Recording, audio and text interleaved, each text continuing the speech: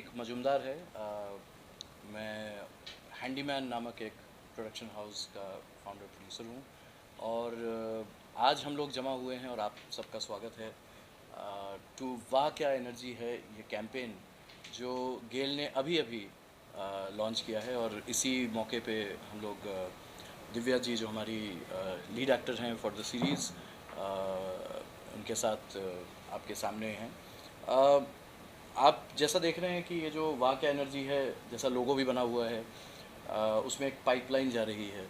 तो जाहिर है एक पाइप के ज़रिए एक पूरे देश को जोड़ा जा रहा है।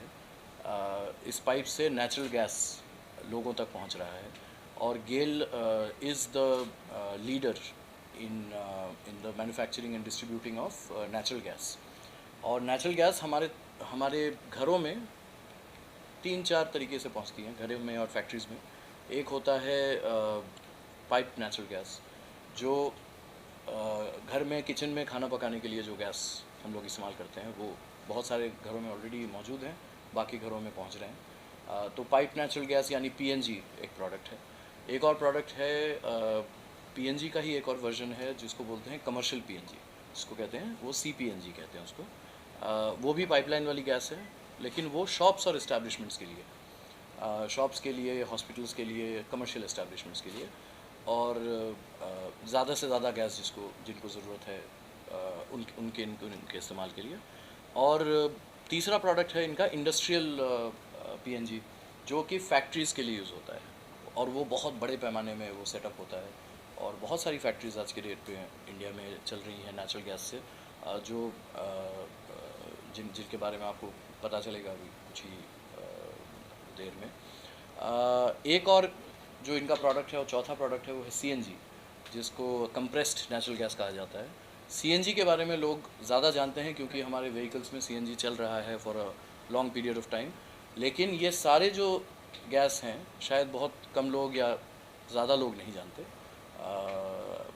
कि ये सारा कुछ गेल का ही सप्लाई किया हुआ है।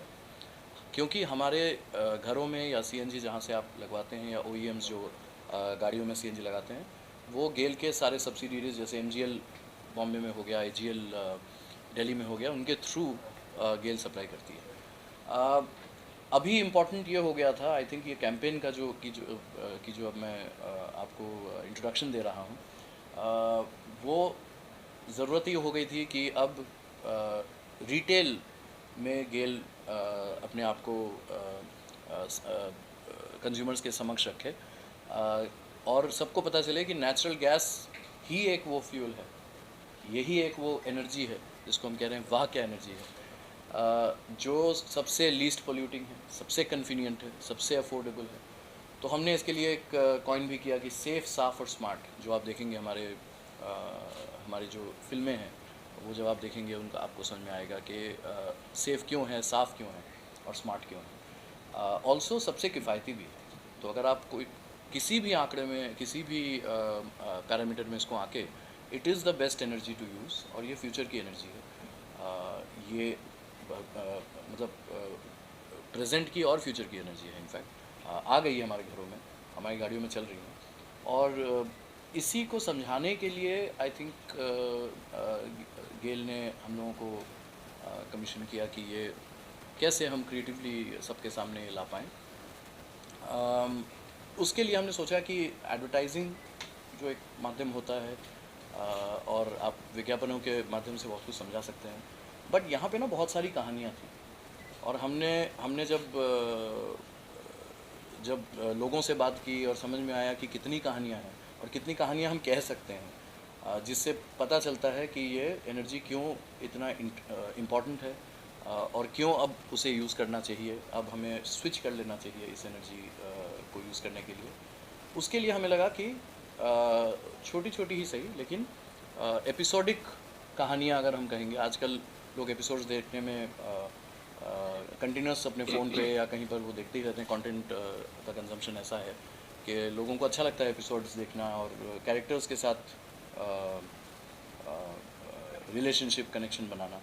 तो इस वजह से हमने सोचा कि अगर एक फैमिली हो और वो पूरी फैमिली, जैसे आप लोग ब्रांड एम्बेसडर समझते ही हैं कि एक ब्रांड के एम्बेसडर होते हैं, तो एक फैमिली अगर ब्रांड एम्बेसडर हो और इंस्पिरेशन आया वागले की दुनिया से, इंस्पिरेशन आया मालगुडी डेज से, इंस्पिरेशन आया रजनी से, जो सारे सोशल सोशल मिलियू के और सोशल एक्टिविज़म कह लीजिए या सोशल कॉजेज़ कह लीजिए, उनको दर्शाने के लिए जो एंटरटेनमेंट का माध्यम यूज़ किया जाता है, हमने सोचा उसी तरह से क्यों ना, क्योंकि हर कोई इसका कंज्यूमर है। एनर्जी ऐसी एनर्जी है कि हमें खाने से लेकर पॉइंट ए से पॉइंट बी ट्रैवल करना हो या अपना कोई भी कुछ भी चलाना हो, आज के ज़माने में इतना इम्पोर्टेंट हो गया है, ईंधन इतना इम्पोर्टेंट है कि उस ईंधन की अगर बात करें तो सबके लिए ये इम्पोर्टेंट है, चाहे वो एक कॉलेज जाता हो या स्कूल जाता हो बच्चा क्यों ना हो, उसके पेरेंट्स क्यों ना हो, एक फैक्ट्री का वर्कर क्यों ना हो, एक एम्प्लॉय इंडस्ट्रियलिस्ट क्यों ना हो, सबके लिए ज़रूरी है जानना कि ये किस तरह से हमारी लाइफस्टाइल को बदलने की अब ज़रूरत है, क्योंकि आज हम क्लाइमेट चेंज के दौर से गुज़र रहे हैं, आज हम बहुत सारी विपत्तियों से गुज़र रहे हैं पूरे विश्व में।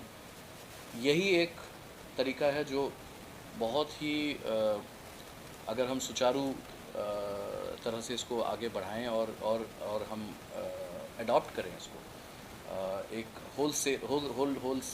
क्या बोलते हैं होलसम लार्ज स्केल वे में, तो ही हम अपने जो पोल्यूशन की अपनी प्रॉब्लम्स हैं या जो हमारी रोज़मर्रा की ज़िंदगी के जो एनवायरमेंटल प्रॉब्लम्स हम फेस करते हैं, देखिए हम प्लांट तो लगा लेंगे, हम चलो गाड़ी 2 दिन नहीं चलाएंगे, वॉक कर लेंगे, लेकिन ईंधन को कभी हम लोग ख़त्म नहीं कर सकते। आज के ज़माने में हम लोग ऐसे हैं कि ईंधन के बिना हम चल नहीं सकते, तो ईंधन को ही लीस्ट पोल्यूटिंग होना ज़रूरी है सबसे पहले, और यही गेल का प्रायोरिटी है। इसी वजह से ये प्रारंभ हुआ है कि ये वाला कैंपेन हम लोग आप लोगों के सामने लाएं, और अब आप जब फिल्म देखेंगे तो आपको समझ में आएगा कि क्या है ये, वाह क्या एनर्जी क्या है, क्यों। सर ऑल्सो जितनी हमने फिल्में देखी है उसके अंदर ऐड कहेंगे हम, ऐड जो है कहीं ना कहीं 10-15 सेकंड 20 सेकंड की होती है, ये हमने देखा कि 2.5 से 3 मिनट की बनाई है आपने ऐड, थोड़ा सा बताइए उस बारे में कि इतनी लंबी बनाई है आपने, और साथ ही अगर एसोसिएशन के बारे में बताएं कि गेल के साथ कैसे एसोसिएशन हुआ, कैसे आपको अप्रोच किया गया और कितना चैलेंजिंग था कि इसको एंटरटेनिंग वे में लोगों तक प्रस्तुत किया जाए।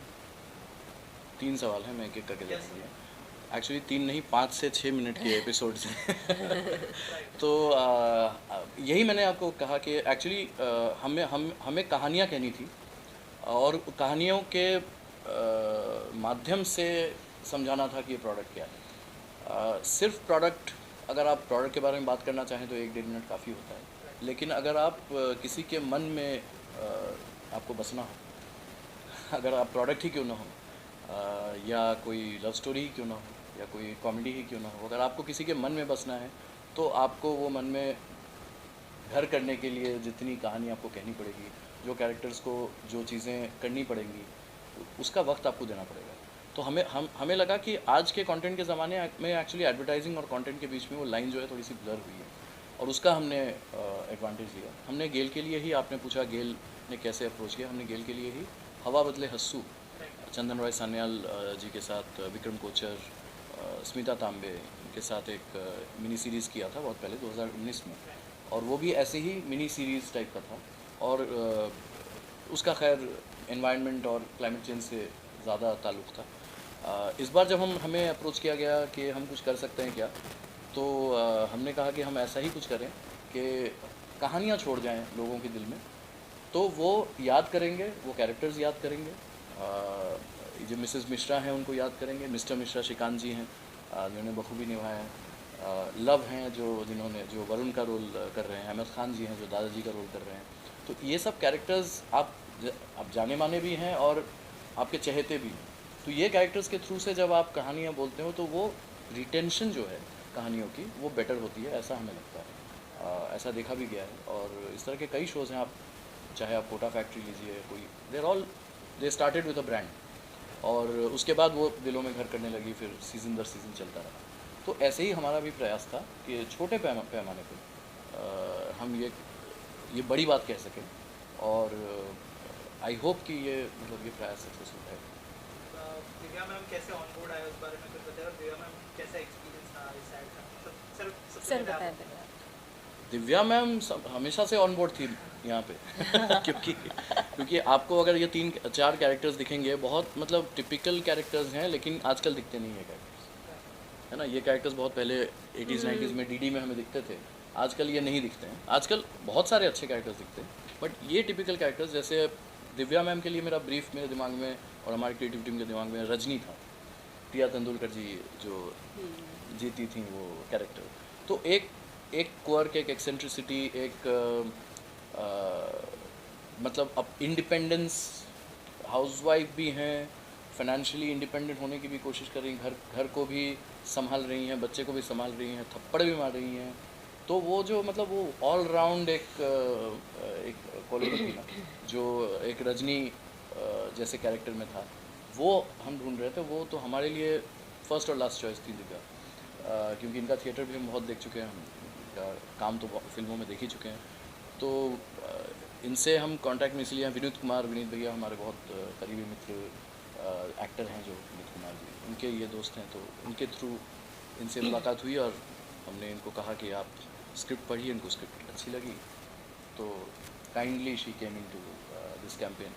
तो हम तो कहेंगे कि ये जो जितनी भी कास्टिंग थी, अगर आप गेल में भी किसी से, गेल की टीम से पूछेंगे, पहली कास्टिंग है और पहली ही अप्रूव हुई थी, और उसके बाद दूसरा कोई ऑप्शन ही नहीं था। श्रीकांत जी as mister Mishra, Divya ji as Mrs Mishra, और लव एज वरुण, ये पूरी, और अहमद जी एज दादाजी, ये पूरी कास्ट एक बार में थ्रू हुई है।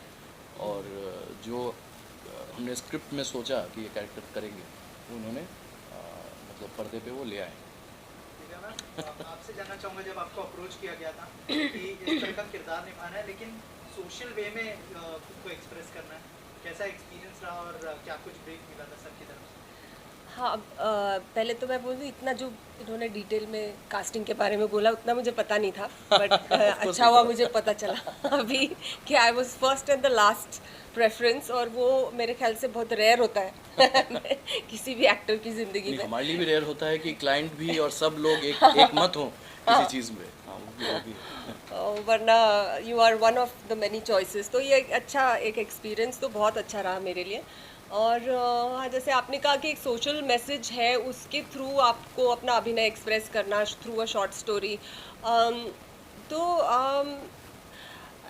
मेरे हिसाब से तो वी ऑल हम इस कमरे में जितने लोग हैं, हम सब लोगों को पोल्यूशन कैसे कम करना है खुद दिमाग में सोचना ज़रूरी है। हम लोग क्या क्या कर सकते हैं अपना कार्बन फुटप्रिंट कम करने के लिए या पोल्यूशन कम करने के लिए, सब इट्स ऑल वेरी इंटरनल। और मेरे हिसाब से मेरे लिए भी एक यही प्रयास था कि जब इन्होंने मुझे कहा, मुझे पता था कि फ़िल्म किसके बारे में है, और and I was happy to contribute, क्योंकि मैं हमेशा जानना चाहती हूँ कि एसी कितने दिन कितने टाइम ऑन रहना चाहिए, कब बंद करूँ, मैं कहाँ कचरा फेंकूँ, कहाँ क्या करूँ, 10 गज़ की 10 किलोमीटर तक मैं किस तरह से कंट्रीब्यूट कर सकती हूँ बिना कुछ कहे, किसी से उम्मीद किए मेरा क्या कंट्रीब्यूशन है एनवायरनमेंट की तरफ।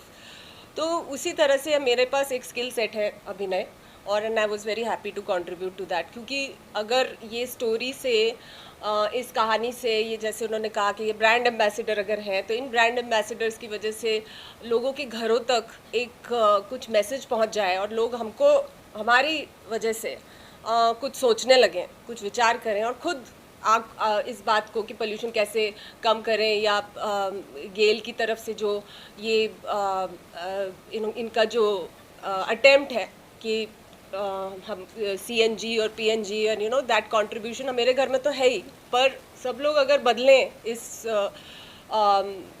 एलपीजी से, they go towards this more eco-friendly source of fuel, it would be a great pleasure for me to know that किसी ने इस पृथ्वी पर अपना बोझ कम करने के लिए कुछ किया और ये कंट्रीब्यूशन होता रहे आगे, तो ये एक अच्छी बात है। तो I was happy to contribute to that. As an actor जब आपने ये सीरीज कर ली, उसके बाद क्या आपको ऐसी कोई चीज़ थी जो आपको पता ना हो पीएनजी सीएनजी के बारे में, अगर कुछ शेयर करें आप, जो आपको बाद में पता चली हो? नहीं, मतलब टेक्निकली मुझे कुछ चीज़ें पता नहीं थी। वो प्रतीक से सुबह मेरी बात हो रही थी तो उन्होंने बहुत सारी चीज़ें क्लैरिफाई करी, जैसे पीएनजी, सीएनजी, इंडस्ट्रियल गैस, वो सारे जो डिफरेंसेस होते हैं और किस तरह से गेल अभी कितने सालों से काम कर रहे हैं अपना नेटवर्क इस्टेब्लिश करने के लिए। और धीरे धीरे अब अगर किसी, इन्होंने मुझे बताया कि अगर लोग ये चाहते हैं कि हमारे एरिया में पीएनजी हो तो GAIL will be able to provide the service. अगर आप बदलना चाहे अपना ईंधन तो ये पॉसिबल है करना। तो ये सारी चीज़ें मुझे नहीं पता थी, प्रतीक ने मुझे बताई सुबह, which I am very happy about. तो हाँ, और I have become more aware definitely. मुझे थोड़ा सा, मैं पहले भी कॉन्शियस थी और अभी भी मैं कॉन्शियस हूँ कि जैसे अभी इन्होंने कहा कि हर ईंधन सुबह से लेकर शाम तक हर तरह से हर इंसान की ज़िंदगी में वो उसकी ज़रूरत होती है। तो उसी का सबसे नॉन पोल्यूटेड होना बहुत ज़रूरी है कि इतने सारे एमिशंस जो हो रहे हैं, प्रदूषण की मात्रा इतनी ज़्यादा बढ़ गई है दिल्ली जैसे शहर में। I mean, I don't know from where all it is coming. We know कहाँ कहाँ से आता है, लेकिन हम लोग कैसे कंट्रीब्यूट करें उसको। हम झंडा लेकर चीज़ें बदल नहीं सकते, लेकिन एक एक इंसान कुछ ना कुछ कर सकता है जिससे ओवरऑल असर दिखाई देने लगेगा। हो सकता है नॉट इन आवर जनरेशन, लेकिन अगली जनरेशन में होगा मेरे ख्याल से। तो उसी तरह से दुनिया बदलती है। तो ये एक छोटा सा कंट्रीब्यूशन है हमारा एज एक्टर्स, इनका भी। और गेल का तो बहुत बड़ा, उनकी उम्मीद हम लोगों से बहुत बड़ी है, उनके पास रिसोर्सेज भी ज़्यादा है। तो I am happy to be part of this, to associate with them for this.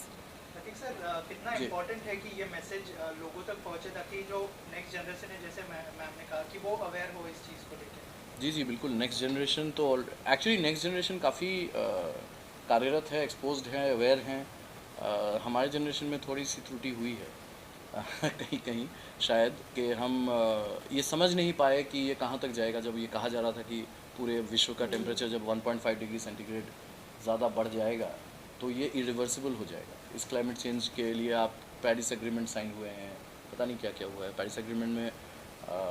हम लोगों ने काफ़ी, इंडिया ने काफ़ी अच्छे कदम उठाए हैं। और तो हम लोग, मतलब एक देश की तरफ से भी हम लोग काफ़ी, हम कह सकते हैं कि ये जनरेशन भी ने संभालने की बहुत कोशिश की है।